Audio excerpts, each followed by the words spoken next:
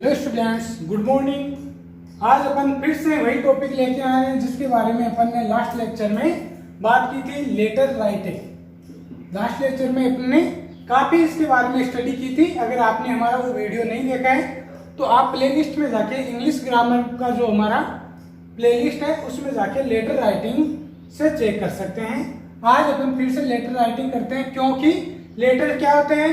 Letter are two types, formal and informal.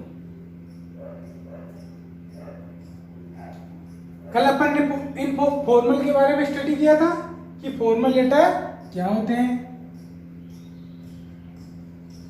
तो formal letter के अपन ने देखे थे टोटल 8 पार्ट्स अपन ने किए थे। सबसे पहले क्या था? सेंडर्स, एड्रेस, उसके बाद में डेट, उसके बाद में रिसीवर्स एड्रेस,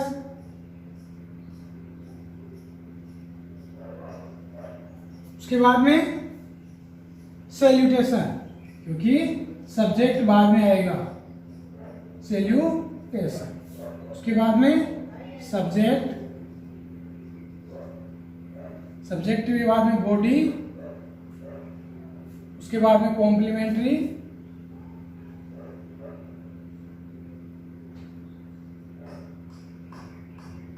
कॉम्प्लीमेंट्री, और उसके बाद में receiver sender's address,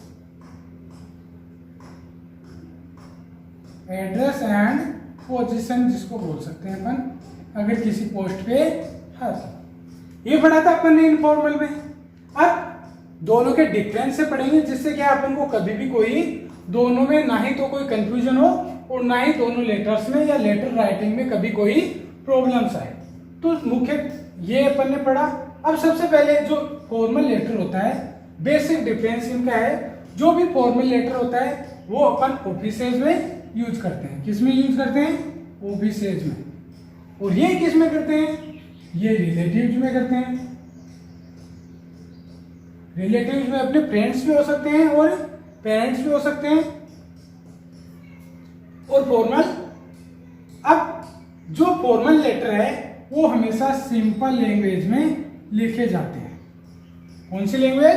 simple language. जबकि जो इनफॉर्मल लेटर है वो अपन अपने रिलेटिव्स में लिख रहे हैं, अपने फ्रेंड्स को लिख रहे हैं, तो किसी भी तरीके की लैंग्वेज यूज में कर सकते हैं।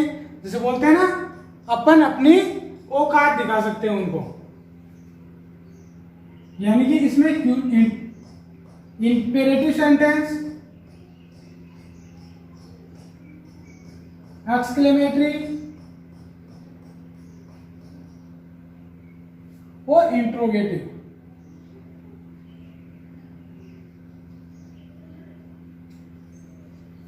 इस तरीके के आप फ्रेजेस भी अपन यूज कर सकते हैं।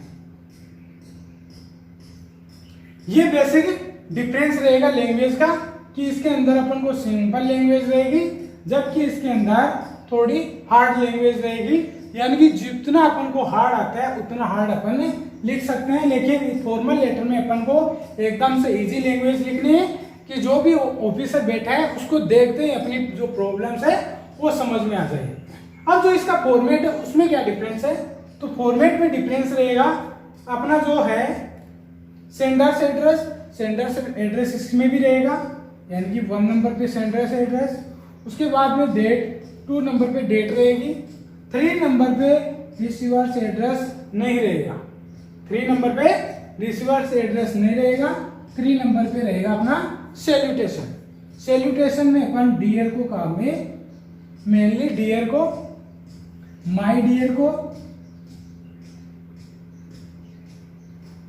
या बेस्टी को काम में लेते हैं। उसके बाद में सब्जेक्ट का भी यहाँ पे कोई रोल नहीं होता है।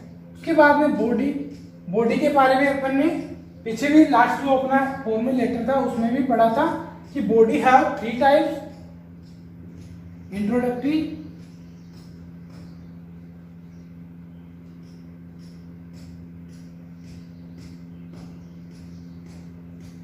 मेन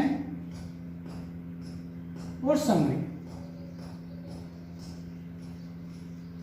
यानी अपनी बॉडी है वो 3 टाइप्स में अपने पार्ट्स को डिवाइड रखती है, यानी कि अपन को जो बॉडी है कितने पैराग्राफ में लिखनी है, बॉडी को अपन को 3 पैराग्राफ में कंप्लीट करना है। यानी जो पीछे रूल्स थे अपने इनफॉर्मल लेटर में केवल वही रूल्स अपन को फॉलो करना है, केवल और केवल क्या ध्यान रखना है, लैंग्वेज का ध्यान रखना है। और जो यहाँ से हट रहे हैं ये केवल और केवल 2 थिंग्स यहाँ से रिमूव हो जाएगी, रिसीवर्स एड्रेस और सब्जेक्ट। बाकी सैल्यूटेशन में चेंज ये रहेगा, बाकी किसी में भी जो कॉम्प्लीमेंट्री है वो अपन योर सिंसियरली भी काम में ले सकते हैं, योर फेथफुली भी काम में ले सकते हैं, योर्स फेथफुली।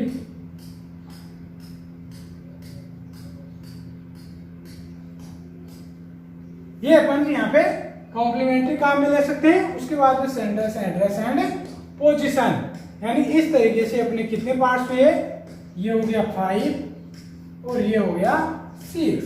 यानी कि अपने फॉर्मल लेटर में कितने पार्ट्स थे, फॉर्मल लेटर के 8 पार्ट्स थे, इनफॉर्मल लेटर के कितने पार्ट्स हैं, 6 पार्ट है। तो इजी कौन सा रहा, इजी रहा इनफॉर्मल। जबकि लिखने के हिसाब से इजी कौन है, फॉर्मल, क्योंकि इसके अंदर अपन को सिंपल लैंग्वेज काम में लेनी है। और सिंपल लैंग्वेज अपन ने इंग्लिश ग्रामर का जो अपना टॉपिक था 2 हार्स में टेंस, कंप्लीट टेंस इन 2 हार्स जो टॉपिक था, उसमें इजी लैंग्वेज, सिंपल लैंग्वेज में अपन इजीली सेंटेंस बना सकते हैं। अगर आपने हमारा टेंसेस का वीडियो नहीं देखा है तो प्लीज हमारे इंग्लिश ग्रामर में जो टेंसेस का वीडियो है वो देख सकते हो। और सिंपल लैंग्वेज में जितने भी अपनी इंग्लिश ग्रामर है उसका 90% कवर आप कर सकते हो। ओके, तो इस तरीके से अपना हो गया लेटर राइटिंग। अगर आपको हमारा ये मेथड अच्छा लग रहा हो तो प्लीज हमारे चैनल को सब्सक्राइब करें, बेल आइकन को क्लिक करें, जिससे हमारे अपडेट्स आप तक पहुंच सके। और जो अपडेट्स हैं उनको भी लाइक करते रहे, जिससे हमें मोटिवेट मिलता रहे। Okay, thank you. अब बात करते हैं एग्जाम्पल की। तो इनफॉर्मल लेटर को अपन इस एग्जाम्पल की हेल्प से समझ सकते हैं। एग्जाम्पल अपना, write a letter to a friend. ये जो इनफॉर्मल लेटर है वो अपन ने बात की थी कि पर्सनल रिलेशंस में सेंड किया जाता है। Telling him what do you intend after examination, यानी एग्जाम के बाद में आपका जो इंटेंशन है उसके बारे में अपन को किसको लिखना है, फ्रेंड को लिखना है। तो सबसे पहले मैंने लिखना 132 कुमाऊं कॉलोनी, नाडा सिटी, कुशलपुरा, शिखर 332027। तो ये क्या आ गया, सेंडर्स एड्रेस, सेंडर्स एड्रेस जिसको नंबर दिया था अपन ने 1 हो गया। उसके बाद सेकंड पॉइंट आता है अपना डेट। डेट के बारे में अपन ने काफी कंसल्ट कर लिया है कि किस तरीके से अपन को डेट लिखनी है। उसके बाद में सैल्यूटेशन, नंबर 3 रहेगा अपना salutation.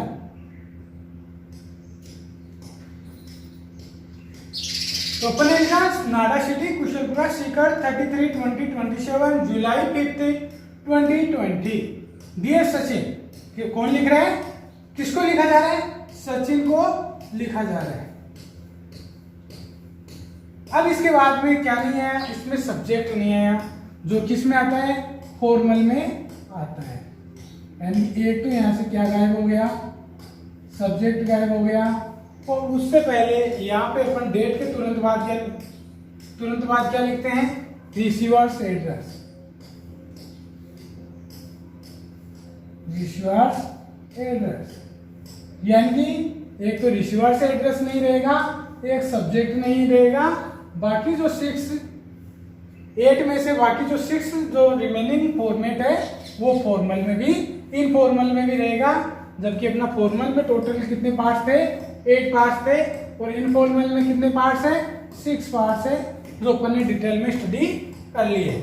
You will be glad, ये यहाँ से कौन सा पार्ट शुरू हो गया, इसका इंट्रोडक्टरी पार्ट है या मेन पार्ट जिसको बोल सकते हैं, सब्जेक्टिव पार्ट जिसको बोल सकते हैं, वो शुरू हो गया।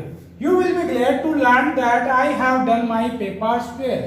आपको ये जान के खुशी होगी कि मैंने मेरे पेपर अच्छे से कर लिए। And hope to get 85 marks, 85% marks में प्राप्त कर सकता हूँ। You have asked to me, आपने मुझसे पूछा था what I intend to do now, अब आपका क्या विचार है, भविष्य में क्या प्लान है। I purpose to continue my studies, I have deeply intend in science and mathematics, यानी कि मैंने जो भी स्टडी की है उससे मैंने देखा कि जो मेरा इंटरेस्ट है वो किस में है, साइंस एंड मैथमेटिक्स में है। लेटर ऑन, इसके बाद I intend to join an engineering college as my ambition, मेरा एम्बिशन था कि मैं एक इंजीनियर बनूं, इसलिए मैं क्या करना चाहता हूं, मैं इंजीनियरिंग कॉलेज को ज्वाइन करना चाहता हूं, क्योंकि बिकम एन इंजीनियर, इंजीनियर बनने के लिए। आई नो, मैं जानता हूं, I shall have to put a lot of labour to change my dream into a reality, मैं ये जानता हूं कि जो मेरा ड्रीम है उसको रियल में बदलने के लिए मुझे बहुत सारी मेहनत करनी पड़ेगी। And I am prepare for it, और इसके लिए मैं रेडी हूं। My father has assumed me that I will gladly bear my expense, और मेरे फादर भी मेरे जो खर्चा है, एक्सपेंसेस है, उसको खुशी खुशी उठा लेंगे इन माई इंजीनियरिंग कॉलेज, सहन कर लेंगे। व्हाट आर योर फ्यूचर, आपका फ्यूचर प्लान क्या है, प्लीज लेट मी नो, मैं जानना चाहता हूं। ये आ गया इसके बाद में कॉम्प्लीमेंट्री नंबर 5, योर सिंसियरली, और ये नाम आ गया सेंडर्स नेम। तो इस तरीके से अपने पार्ट कितने हुए, फॉर्मल इनफॉर्मल लेटर के 6 पार्ट हुए, उनको अपन ने अच्छे से स्टडी कर लिया with the help of example. अब आपको किसी भी लेटर में किसी भी तरीके की दिक्कत नहीं होनी चाहिए, ना तो फॉर्मल में, क्योंकि फॉर्मल के बारे में भी अपन ने कंप्लीट स्टडी की है विद एग्जाम्पल। इसी तरीके से अपन अब कर रहे हैं इनफॉर्मल की, यानी कि आपको जो फॉर्मेट है वो समझा दिया गया है कि किस तरीके से आपको क्या करना है, तो अब आपके कोई भी दिक्कत नहीं होनी चाहिए। Okay, thank you.